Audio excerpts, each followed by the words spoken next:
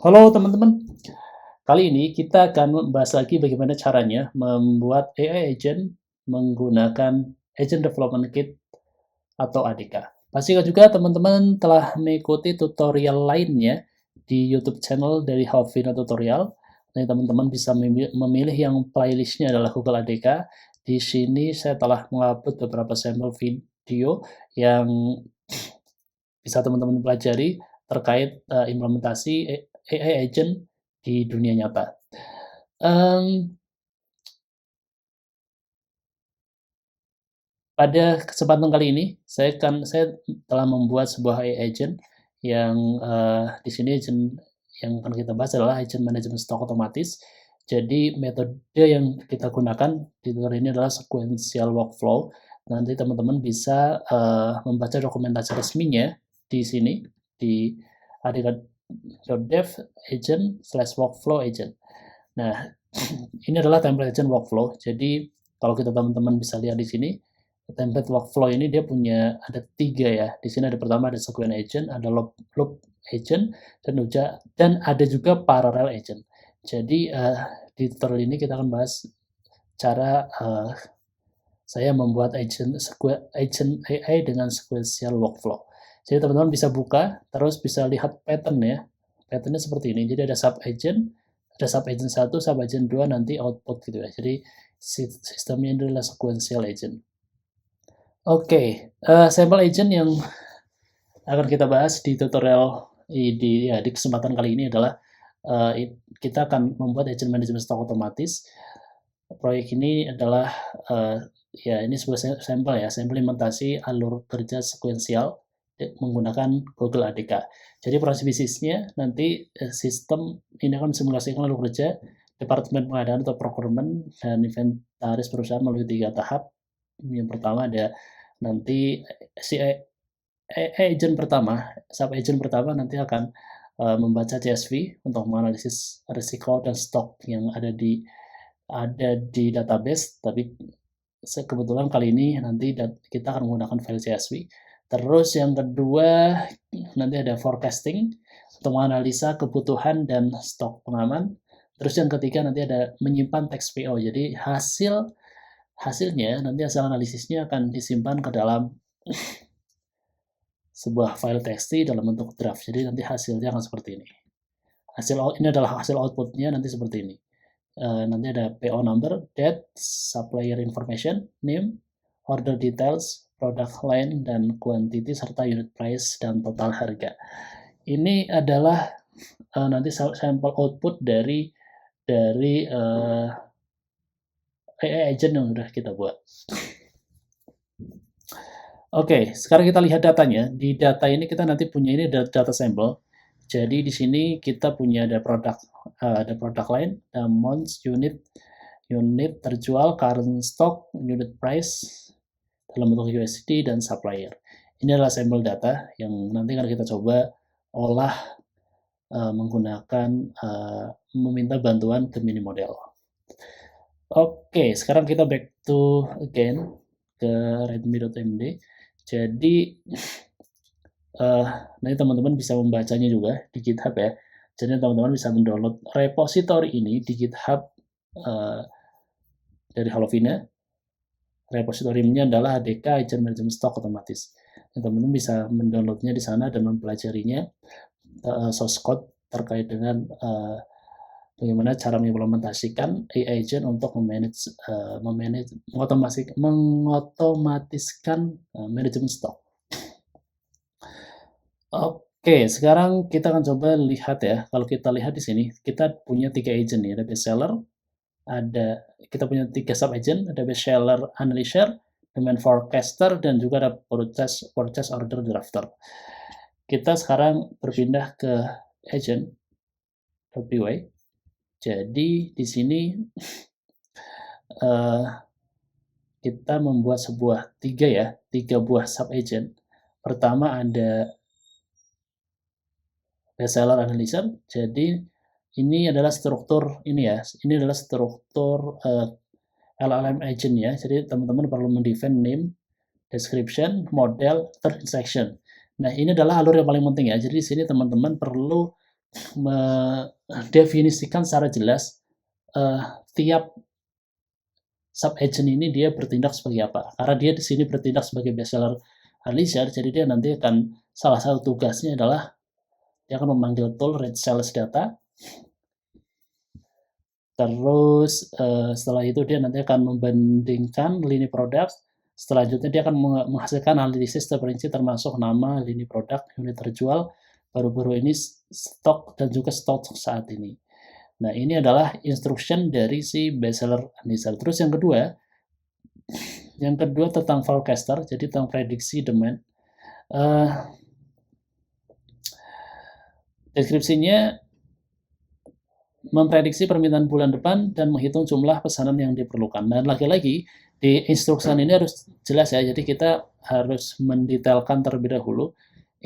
Sub-agent pertama itu bertindak sebagai apa, sub-agent kedua bertindak sebagai apa, dan sub-agent yang ketiga nanti bertindak sebagai apa. Nah dari sini nanti kita akan menggunakan modul atau library bawaan dari Google ADK yang namanya tuh sequential agent ya. Jadi untuk menggunakan metode sequential workflow, kita bisa menggunakan library atau metode yang sudah ada, yaitu sequential agent. Nah, di sini bisa dilihat tuh ada name, description, sub-agent, before agent callback ini kalau ada. Kalau misalnya nggak ada, ini bisa dikosongin sub-agent, terus description, dan name-nya. Kita lihat di sini. Jadi sub-agentnya kita masukkan pertama dan node 1, node 2, node 3 karena saya namakan di sini node ya. Node 1, node 2, node 1 itu tentang bestseller analyzer, node 2 tentang demand forecaster, dan node 3 tentang LLM agent. Nah, di sini ada hal yang menarik. Kalau kita lihat di sini ada safety stock ya. Misalnya contohnya yang pertama. Jadi yang pertama itu nanti panggil tool read sales data. Nah, di sini ada tools import from tools import read sales data. Kita cek di sini. Jadi kita udah bikin dua buah metode. Pertama ada read sales data dan save purchase order. Nah, di read sales data ini dia akan memanggil atau membaca data yang ada di file CSV yang tadi, itu sales data ini ya, .csv. Terus yang kedua save purchase data order. Jadi hasil akhir, kalau kita lihat di sini, agent.py, hasil akhirnya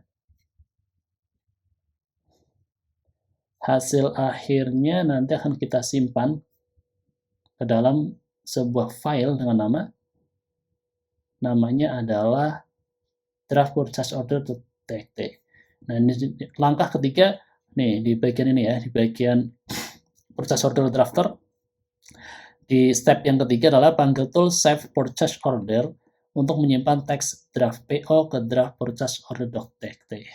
Oke, ini adalah agentsnya, dan ini adalah tools yang nanti terhubung dengan sales.csv. Nah, sebenarnya kita juga bisa nanti misalnya mensimulasikan teman-teman ingin membuat MCP server. Jadi nanti sub-agent ini nanti terhubung dengan MCP server untuk mengambil data. Oke, sekarang kita berpindah ke run.py.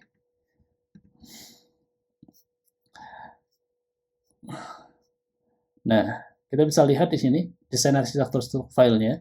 Nah, teman-teman bisa membaca sistem ini desain menggunakan arsitektur modular, misalkan definisi agent, fungsi perkakas atau tools, dan modul eksekusi atau runner. Jadi untuk menjalankannya, kalau biasanya kita menggunakan perintah ADK web seperti yang ada di, kalau teman-teman berpindah ke sini, misalnya buka tutorial ini, dokumentasi ini, di sini ada perintah ADK web. Di tutorial sebelumnya kita biasa menggunakan ini ya, ADK web. Kita sekarang akan mencoba menggunakan menjalankannya melalui memori, melalui sebuah in-memory runner. Oke. Jadi teman-teman nanti bikin sebuah file dengan nama run.py. Sebenarnya namanya bebas ya, bisa main.py dan dan lainnya. File ini nanti akan kita eksekusi pertama kali, seperti halnya misalnya teman-teman mengeksekusi main.py. Kita coba buka, ada isi apa aja di sini. Pertama, di sini kita akan get Gemini API key-nya. Kita akan get Gemini API key-nya, load, terus kita akan mencoba ini mengimport ini ya, akan mengimport komponennya atau mengimport library-nya. Sebenarnya library-nya ini tersedia atau enggak gitu ya. Library-nya tersedia atau enggak, kalau misalnya tersedia nanti dia akan pass through ke berikutnya, step berikutnya. Dia akan menjalankan perintah ini, run workflow. Ini akan dijalankan. Pertama dia akan merun in memory, jadi akan menjalankannya dalam memory. In memory runner ini adalah ada stock agent. Stock agent itu dari mana? Ini dari yang tadi udah kita bikin ya. Kalau kita buka, nah ini adalah kalau kita lihat di sini, misalnya teman-teman lihat ke tadi template workflow, pilih yang sequential workflow. Nah, di sini sebenarnya udah ada sampel ya, teman-teman nanti bisa melihatnya. Ini ada kode pipeline agent, sequential agent. Nah, ini nanti kita jalankan melalui in memory. Jadi nanti kita bisa misalnya teman-teman ingin membuat sebuah microservice yang terhubung dengan Google ADK atau agentic AI-nya, teman-teman nanti bisa menggunakan cara ini. Jadi teman-teman bisa menggunakan perintah in memory runner untuk menangkap hasil respon yang didapatkan melalui terminal oleh si AI agent-nya. Nah, oke, ini adalah define. Kedua, kita pertama create session-nya terlebih dahulu. Jangan lupa, ini kita create session-nya terlebih dahulu. Terus yang kedua, kita define starting user instruction-nya. Oke, jadi kita yang tadinya kita menginput, kita sekarang membuatnya hardcode. Hardcode ini untuk kebutuhan ini ya, demo. Jadi nanti teman-teman jika ingin membuat sebuah agent bisa call kami, atau ya teman-teman bisa membuatnya sendiri. Nanti teman-teman bisa mengikuti atau membaca code yang sudah di-share oleh Halovina. Oke, terus ini adalah stepnya. Pertama, initiate runner-nya. Kedua adalah define user instruction. Terus yang ketiga adalah execute agent workflow. Nah, ini adalah cara mengeksekusinya. Terus setelah itu kita akan menangkap hasil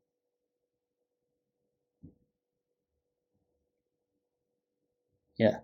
Kalau misalnya filenya sudah terbentuk, nanti dia akan memberikan informasi ya. Jadi di eventnya nanti file itu akan tereksekusi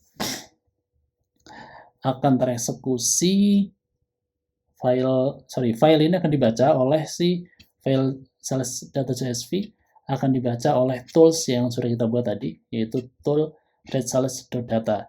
Dan nanti dia akan, kalau misalnya hasilnya sudah selesai, nanti dia akan dieksekusi oleh save purchase order dan terbentuk sebuah file namanya draft purchase order.txt. Kita langsung coba aja.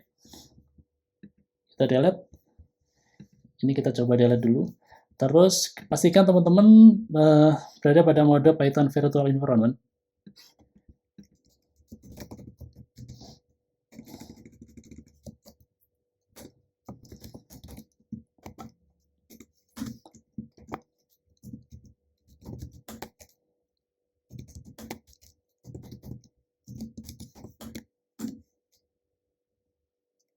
Tinggal jalankan Python run.py.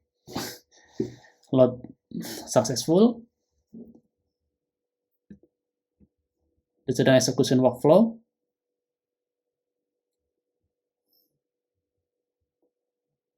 Oke, analisis berjalan.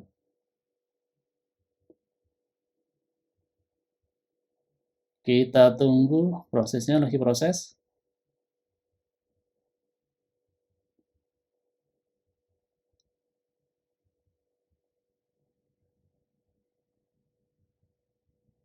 Nah, ini perlu beberapa waktu, jadi kita perlu menunggunya sampai prosesnya selesai.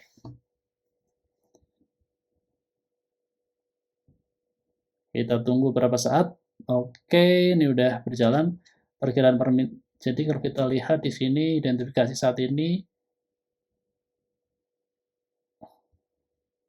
udah nyampe yang ketiga ya. Catat jumlah pesanan sebesar 15.4 unit. Kalau kita lihat di sini di agent, nah ini forecast drafter. Ini hasil akhirnya udah jalan juga.